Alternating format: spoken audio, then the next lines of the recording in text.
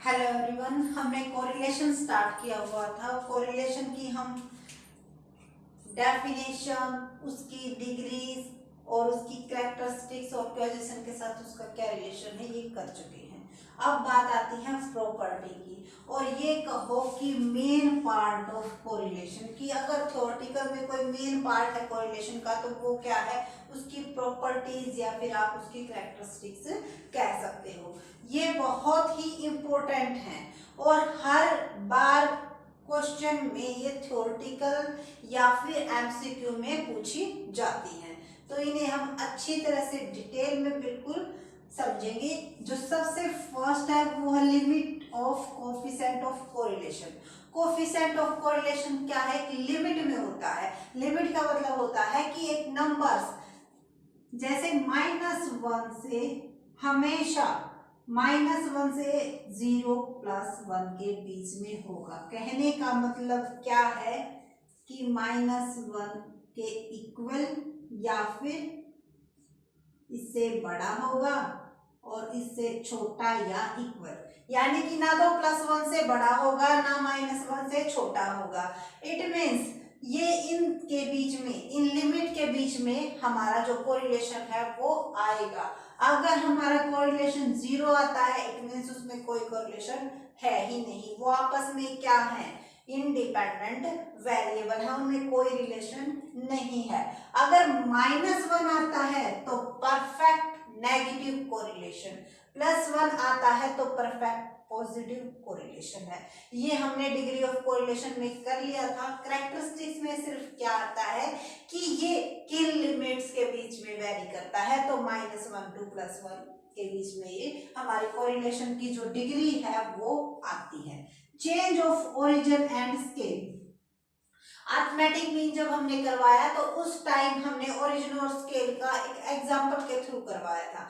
तो अगर आपने वो वीडियो नहीं देखी है तो वहां पर देख लेना, क्योंकि हमने एक एक पॉइंट बिल्कुल क्लियर किया था। तो चेंज इन ओरिजिन और change in scale it means plus minus multiply divide.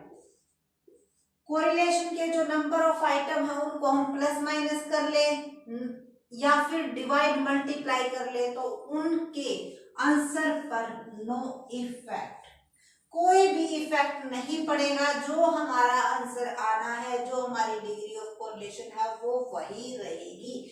तो कोरिलेशन पर चेंज इन स्केल और चेंज इन ओरिजिन का कोई भी इफेक्ट नहीं पड़ता है। कितना ही भी नंबर हम सभी आइटम्स में ऐड कर ले, कितना ही नंबर हम सभी आइटम्स में से लेस कर ले, डिवाइड कर ले या मल्टीप्लाई कर सकते हैं। उसके बाद है geometric mean of regression coefficient कि regression geometric mean of regression coefficient का मतलब है कि अगर कोरिलेशन निकालना है तो हम ज्योमेट्रिक मीन ऑफ,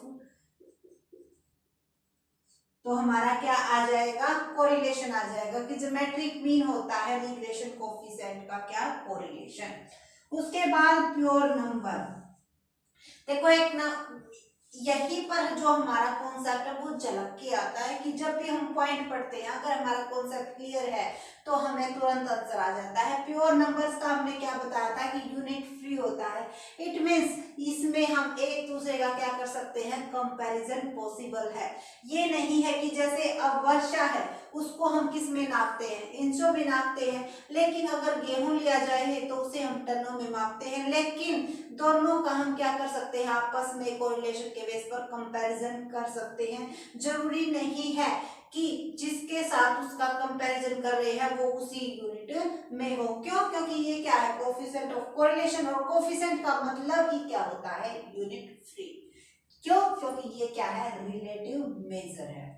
उसके बाद है सिमेट्रिक। सिमेट्रिक का मतलब क्या है, सिमेट्रिक जैसे हमारा सिमेट्रिक डिस्ट्रीब्यूशन होता है, दोनों पार्ट्स क्या होते हैं इसके, इक्वल होते हैं, ठीक है, उसको हम क्या बोलते हैं, सिमेट्रिक बोलते हैं। तो वही हमारा कोरिलेशन में है कि कोरिलेशन एक्स वाई ऐसे लिखो या फिर आप वाई एक्स ऐसे लिखो, सेम मतलब है कि यहाँ पर जैसे हमारा रिग्रेशन में इसका मीनिंग चेंज हो जाता है, बट कोरिलेशन में ये क्या रहता है, इक्वल रहता है कि एक्स वाई और वाई एक्स क्या होती है, इनकी वैल्यू इक्वल होती है। आप इस तरह से निकाल लो आंसर की एक्स ऑन वाई, यानी कि यहाँ पर हमारा y क्या है, इंडिपेंडेंट है किस पर, x क्या है, डिपेंडेंट है, या फिर x को डिपेंडेंट मानो और y को इंडिपेंडेंट मानो, तब भी हमारा जो आंसर आएगा वो सेम आएगा। इसीलिए कहा जाता है कि कोरिलेशन की प्रॉपर्टीज में क्या आता है, कोरिलेशन क्या होता है,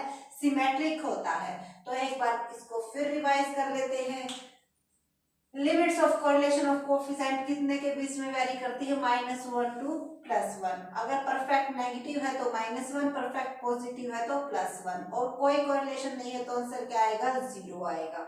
अगर मॉडरेट वगैरह हाई या तो उनके बीच में क्या आ जाएगी, इसकी डिग्री आ जाएगी। Change of origin and change of scale का कोई इफेक्ट नहीं पड़ता है। लेकिन यहाँ पर एक बात याद रखनी है, ये नहीं है कि कितना भी आइटम किसी किसी में अलग अलग ऐड कर दो, जी नहीं, सेम आइटम सभी में ऐड किया जाता है। सेम या लेस करेंगे या फिर सेम उनमें से डिवाइड या मल्टीप्लाई करेंगे तो आंसर हमारा क्या आएगा, सेम आएगा। तो ये कहा जाता है कि change of origin and scale का नो इफेक्ट ऑफ कोरिलेशन।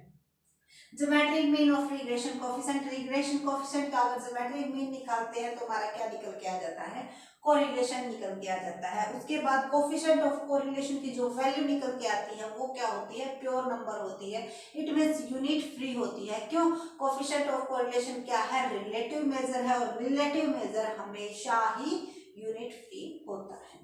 उसके बाद सिमेट्री की आर एक्स वाई लिखो या आर वाई एक्स लिखो, जो आंसर आएगा सेम आएगा, सेम ही इनका मीनिंग होता है, कोई डिफरेंस नहीं होता है। तो आई होप आपको क्लियर हो गई होगी प्रॉपर्टीज ऑफ कोरिलेशन। कल मिलते हैं नेक्स्ट वीडियो के साथ, और अगर किसी टॉपिक में कोई प्रॉब्लम आती है तो हमें कमेंट करके जरूर बताइएगा। लेकिन अगर हमारी वीडियो अच्छी लगी हो तो लाइक शेयर एंड सब्सक्राइब करना ना भूलें। Thank you so much.